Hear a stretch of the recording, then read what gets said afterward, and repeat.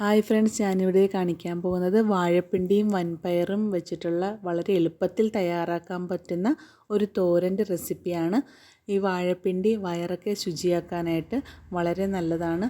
അപ്പോൾ എല്ലാവർക്കും ഇനി വാഴപ്പിണ്ടി കിട്ടിയാൽ കളയാതെ ഈ രീതിയിൽ തയ്യാറാക്കി ചോറിൻ്റെ കൂടെയോ ചപ്പാത്തിയുടെ കൂടെയൊക്കെ കഴിക്കാനായിട്ട് സാധിക്കും.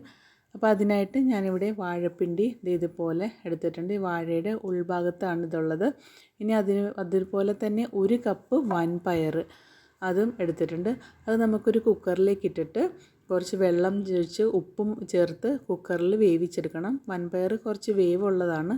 അപ്പോൾ 1 കപ്പിന് 2.5 കപ്പ് വെള്ളമാണ് ഞാൻ ചേർത്ത് കൊടുത്തിട്ടുള്ളത്. ഇനി വാഴപ്പിണ്ടി ഒരു 300 ഗ്രാമോളം ഉണ്ട്. അത് ഇതുപോലെ ചെറുതായിട്ട് കട്ട് ചെയ്തെടുത്തിട്ടുണ്ട്. അതിൽ കട്ട് ചെയ്യുമ്പോൾ നാര് പോലെ വരും, അതൊക്കെ കളയണം.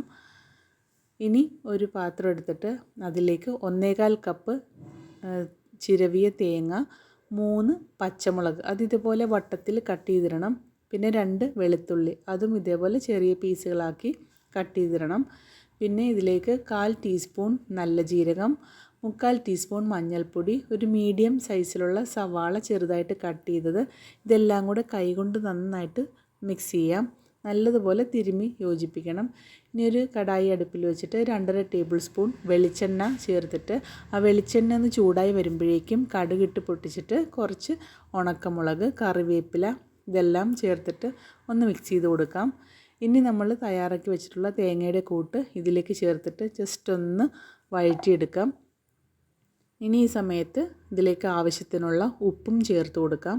ഇതെല്ലാം ചേർത്ത് ഒരു 3-4 മിനിറ്റ് ഇതുപോലെ ഒന്ന് ചൂടാക്കിയെടുക്കാം. ഞാൻ തീ ഹൈ ഫ്ലെയിമിലാണ് ഇട്ടിട്ടുള്ളത്. കണ്ടിന്യൂസ് ആയിട്ട് ഇളക്കി കൊടുക്കാം. അതിന് ശേഷം നമ്മൾ കട്ട് ചെയ്ത് വെച്ചിട്ടുള്ള വാഴപ്പിണ്ടിയുടെ പീസുകളെല്ലാം ഇതിലേക്ക് ചേർത്തിട്ട് നന്നായിട്ടൊന്ന് എല്ലാ ഗ്രേവിയൊക്കെ ആയിട്ടൊന്ന് മിക്സ് ചെയ്ത് യോജിപ്പിച്ചെടുക്കാം. ഇനി മൂടി വെച്ചിട്ട് ഇതൊന്ന് വേവിക്കാം. അപ്പോൾ ഇതെല്ലാം ഒന്ന് നന്നായിട്ട് വെന്ത് വന്നിട്ടുണ്ട്. അപ്പോൾ നമുക്ക് എടുത്തൊരു പീസ് എടുത്ത് നോക്കുമ്പോൾ അറിയാൻ പറ്റും. ഇനി നമ്മുടെ പയറൊക്കെ വേവിച്ചെടുത്ത പയർ ഇതിനോടൊപ്പം മിക്സ് ചെയ്ത് യോജിപ്പിച്ചതിന് ശേഷം ഒരു 6-7 മിനിറ്റ് ലോ ഫ്ലെയിമിലൊന്ന് ഇട്ട് കൊടുക്കാം. അപ്പോഴേക്ക് ഈ പയറും വാഴപ്പിണ്ടിയും ആ ഗ്രേവി എല്ലാം കൊണ്ടുവന്ന് നന്നായിട്ടത് മിക്സായിട്ട് ആ ഗ്രേവിയൊക്കെ അതിലേക്ക് പിടിക്കും.